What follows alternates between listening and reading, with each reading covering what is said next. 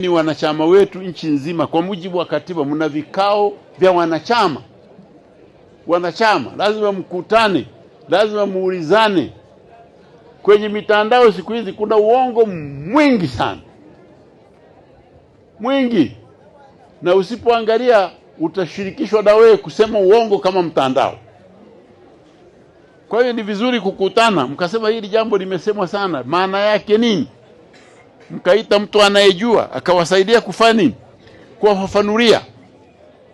Mikutano ya wanachama ni mikutano ya kujadili masuala yanayoendelea katika nchi yetu, ili muweze kuwa katika nafasi ya kutetea chama chetu. Kwa hiyo hiyo ndio CCM, ndio urithi wetu. Kazi ya kwanza, tulipewa uhuru na tunaulinda.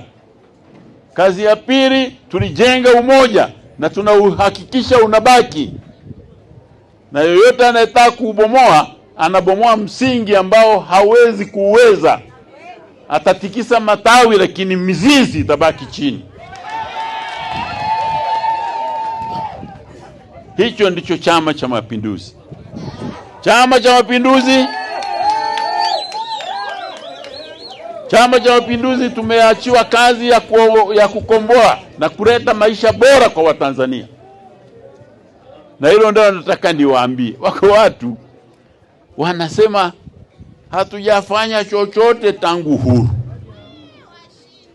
Na mimi nawaambia, lakini uhuru wa kusema ndio huo walionao, na mdomo una kazi ngapi?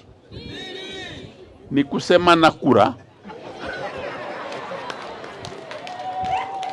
Sasa wewe ukisikia mdomo unasema chochote ukakasirika, unapoteza muda. Mtu anasema hakuna chochote tangu uhuru, wewe muache tu, huyo ana matatizo, anahitaji msaada.